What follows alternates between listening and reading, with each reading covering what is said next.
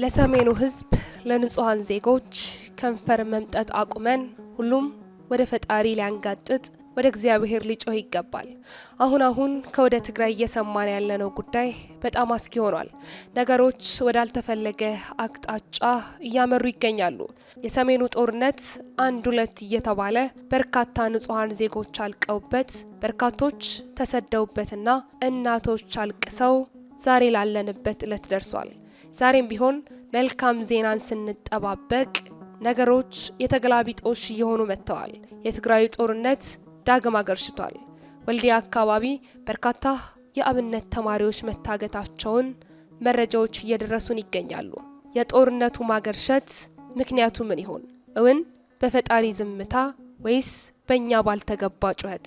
የአብነት ተማሪዎችስ እንዴትና ለምን ታገቱ? ሰላምና ጤና ለእናንተ ተመኘን። ውድ የጊዜ ቲዩብ ቤተሰቦቻችን እንደምን ሰነበታችሁ? እንዴት ቆያችሁልን? ሰላም እግዚአብሔር ከእናንተ ጋር ይሁን።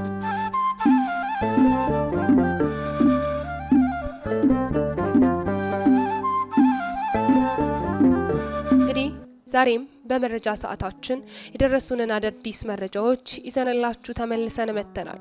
ሁላችንም በነገሮች ሁሉ ባንደሰት፣ ሀያላን ቢደቁሱን ደስ አይሉም የምንላቸው ዘመናት ብዙ ቢሆኑም፣ ሀገር ብታረጅም ሀብት ንብረታችን ቢጠፋም፣ ሁሌም ቢሆን የመጨረሻ መጠጊያችንና መሸሸጊያችን ቤተ ክርስቲያን መሆኗን ሁላችንም የምናውቀው ጉዳይ ነው። ነገር ግን አሁን ቤተ ክርስቲያንን መሸሸጊያ ያደረጉ የአብነት ተማሪዎች እንኳን ሳይቀሩ መታገታቸው፣ ታገቱ ሲባል መስማታችን መጠጊያ የሆነችን መሸሸጊያ ቤተ ክርስቲያንን ጥያቄ ምልክት ውስጥ እንድትገባ እያደረጋት ይገኛል። እንግዲህ በደረሰን መረጃ መሰረት ወልዲያ ከተማ ውስጥ የሚገኙ በርካታ የአብነት ተማሪዎች በቤተ ክርስቲያን ቅጥር ግቢ ውስጥ ታፍነው ተወስደዋል የሚሉ አንዳንድ መረጃዎች በተለያዩ የማህበራዊ ሚዲያዎች እየተሰራጩ ይገኛል። እንግዲህ ሁላችንም እንደምናውቀው ከቅርብ ወራቶች ወዲህ በበርካታ ከተሞች ውስጥ ወጣቶች ከየመንገዱና ከየስራ ቦታ እየታፈኑ ነው፣ ለስልጠና ወደ ካምፕም እየገቡ ነው የሚሉ ተደጋጋሚ መረጃዎች ሲወጡ እናስተውላለን። ነገር ግን በዚህ ጉዳይ ላይ መንግስት ምላሽ ባይሰጥበትም አንዳንድ መረጃዎች ግን ይህንን እየጠቆሙ ይገኛሉ። ይህ ጉዳይ ሰተት ብሎም ወደ ቅድስት ቤተ ክርስቲያን ገብቷል። አሁን ከወደ ወልዲያ የደረሰን መረጃ እንደሚጠቁመው በርካታ የአብነት ተማሪዎችም ባሳለፍነው ሳምንት ብቻ ከቤተ ክርስቲያን ቅጥር ግቢ ውስጥ ታፍነው ተወስደዋል ይላል መረጃችን። ስልካቸውን ከተቀሙ በኋላ እኚህ የአብነት ተማሪዎች ባሳለፍነው ሳምንት በሚሊሻዎች የተወሰዱት የአብነት ወይም የቤተ ክርስቲያን ተማሪዎች በወልዲያ ከተማ የሚገኘው የቲንፋዝ ደብረ በረከት ቅዱስ ጊዮርጊስ ቤተክርስቲያንና የሌሎች ቤተክርስቲያን ተማሪዎች መሆናቸውም ታውቋል። ቤተክርስቲያኒቱም ተማሪዎቹ እንዲለቀቁ እንዲሁም ደግሞ ተማሪዎቹን ልቀቁልኝ የሚል ደብዳቤ ብትልክም ወይንም በደብዳቤ ብትጠይቅም እስካሁን ድረስ ምላሽ አለመገኘቱን መረጃው ይጠቁማል። አፍነው የወሰዱት የሚሊሻ አባላቱም በወሰዱበት በእያንዳንዱ ተማሪዎች 7000 ብር እየጠየቁን ይገኛሉ በማለትም አንድ ስሜ እንዳይጠቀስ ያሉ ግለሰብም መረጃውን አድርሰውናል ሲል አንድ የመረጃ ምንጭ በፌስቡክ ገጹ ላይ ማስፍሯል። የደረሰውም ተጨማሪ መረጃ እንደሚያሳየው ከሆነ ታግተው የተወሰዱት ተማሪዎችም እንግዲህ ከቲፋዝ ደብረ በረከት ቅዱስ ጊዮርጊስ ደብር 3 ከፒያሳ መንበረ ንግስት ቅድስት ኪዳነ ምሕረት ደብር 5 ተማሪዎች ከተማ ውስጥ በሚገኙ ሌሎች ደብሮች ውስጥ የሚማሩ 5 ተማሪዎች ናቸው የተባለ ሲሆን በአጠቃላይ ደግሞ ከ23 በላይ ተማሪዎችም ወይም የአብነት ተማሪዎች ተወስደዋል እየተባለም ይገኛል። አሁን ላይ በከተማ ውስጥ በሚገኙ አንድ ቀበሌ ውስጥ ታስረው እንደሚገኙ ከቤተ ክርስቲያን አካባቢ ሰምተናል በማለትም አንዳንድ የከተማው ነዋሪዎች ይህንኑ እውነት እየገለጹ ይገኛሉ። በአጠቃላይ 23 ተማሪዎች የታገቱበት ይህ ክስተትም በርካቶችን እያደናገረ እያነጋገረም ይገኛል።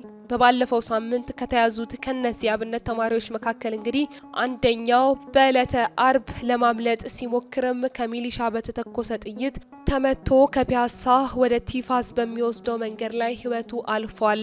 እኚህ የታገቱት ተማሪዎችም በቤተ ክርስቲያኒቱ አቅራቢያ ናቸው ለማለትም ያስደፈረን የዚህ ተማሪ አስክሬን መገኘቱ ነው በማለትም እየገለጹ ይገኛሉ የከተማው ነዋሪዎች።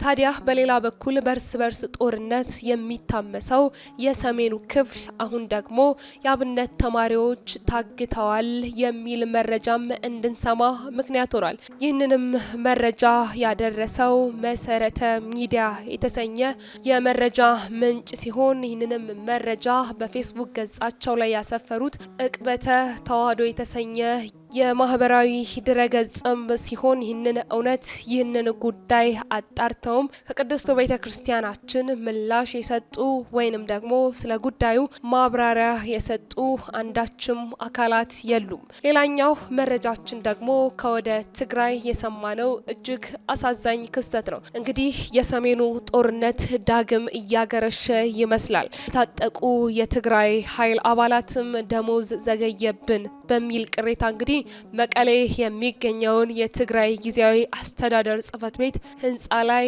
ከበባ መፈጸማቸውና እንዲሁም ደግሞ ድምጽ ወያኔ ቴሌቪዥን ጣቢያን ተቆጣጥረው እንደነበርም ተገልጿል። እንግዲህ ታጣቂዎቹ በዋናነት ትኩረታቸውን ያደረጉት የክልሉ ጊዜያዊ አስተዳዳሪ ሌተናል ጀነራል ታደሰ ወረደ ጽሕፈት ቤት በሚገኝበት የትግራይ ክልል መስተዳድር ህንፃ ላይ መሆኑን የቢቢሲ ትግርኛ ሪፖርት የገለጸ ሲሆን መቀሌ ውስጥ እንቅስቃሴ ያደረገው የትግራይ ኃይል አርሚ 31 የተባለ ክፍል ከ70 በላይ አባላት እንደሚገኙበትም መረጃዎች እየወጡ ይገኛሉ። እንግዲህ እነዚህ ታጣቂዎች ረቡዕ ህዳር 24 ቀን 2018 ዓ.ም ማለትም ከትላንት በስቲያ ምሽት አራጉ ወይም እንደርታ ከተባለው ቦታ ተነስተው ሐሙስ ዕለት ማለትም በትላንትናው ዕለት በአስተዳደሩ ህንፃ ላይ ከበባ መፈጸማቸውም ታውቋል። ታዲያ የሰራዊቱ አባላትም ቢሆኑ የነፍስ ወከፍ መሳሪያ የሆነውን ክላሽንኮቭ ጨምሮ ዲሽቃ የተባለውን የቡድን መሳሪያ የታጠቁ መሆናቸውንም የአይን እማኞች ለቢቢሲ ትግርኛ ገልጸዋል። ታዲያ ይህ በእንዲህ እንዳለ የአርሚ 31 የቅርብ አዛዦችም እንግዲህ ክስተቱን ለማርገብ ሊያነጋግሯቸው ቢሞክሩም ከፍተኛ ባለስልጣናት መጥተው ካላነጋገሩም በስተቀር እናንተን አናናግርም በማለትም ቆራጥ የሆነ አቋማቸውንም ገልጸው እንደነበር መረጃዎች እየጠቆሙ ይገኛሉ። እኩለ ቀን ላይ የክልሉ ምክትል ጊዜያዊ አስተዳደር የሆኑት አቶ አማኑኤል አሰፋና የሰላምና የጸጥታ ቢሮ ኃላፊ ሌተናል ጀነራል ፍስሐ ኪዳኑ ከታጣቂዎች ጋር ውይይት ማድረጋቸው የተነገረ ቢሆንም ንግግሩ በምን አይነት ውጤት እንደተጠናቀቀ ግን ምንም አይነት መረጃ አልወጣም። ታዲያ በዚህ ውይይት ላይም የክልሉ የትግራይ ክልል ጊዜያዊ አስተዳደር ሌተናል ጀነራል ታደሰ ወረደ ይገኙ አይገኙ የሚሉ መረጃዎችም እስካሁን ድረስ አልወጡም። የውይይቱ መቋጫም ምን እንደሆነ አልታወቀም።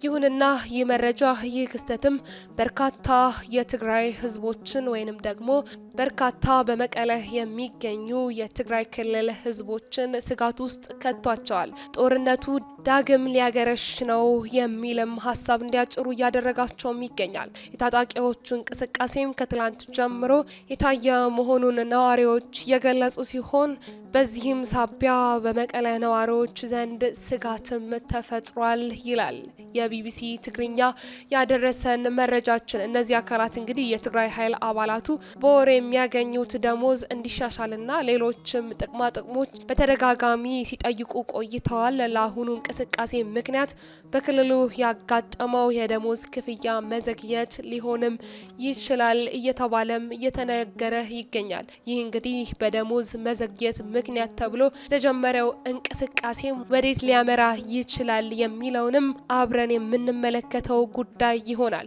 ይሁንና ይህ ክስተትም በርካቶች በትግራይ ጦርነት ሊቀሰቀስ ነው እንዲሉም ምክንያት ሆናቸዋል። እኛም ብንሆን በመግቢያችን ላይ ለትግራይ ህዝብ፣ ለትግራይ ንጹሃን ዜጎች በተለይም ደግሞ በሰሜኑ ክፍል ለሚገኙ ንጹሃን ዜጎች የአብነት ተማሪዎች ለሁሉም ኦርቶዶክሳዊ ለሁሉም ንጹሃን ዜጎች ልንጸልይ ወደ ፈጣሪያችን ልንጮህ ይገባን ያልናችሁም ያለ ምክንያት አይደለም። ብዙ ጊዜ የበርካቶች ውድቀት፣ ሞታቸው፣ ጥፋታቸው እንዲሁም ደግሞ አሁን የሰማነው መታገታቸው የተሰማ ቢሆንም ብዙዎች ግን ጥያቄያቸው ይህ የፈጣሪ ዝምታ ነው እያሉ ይገኛሉ። ነገር ግን ሁላችንም ራሳችንን አንድ ጥያቄ ልንጠይቅ ይገባል። ጉዳዩ የፈጣሪ ዝምታ ወይንስ ደግሞ ዕለት ዕለት ማብቂያ ያጣው የኛ ኃጢአታችን? ሁላችንም ራሳችንን እንጠይቅ።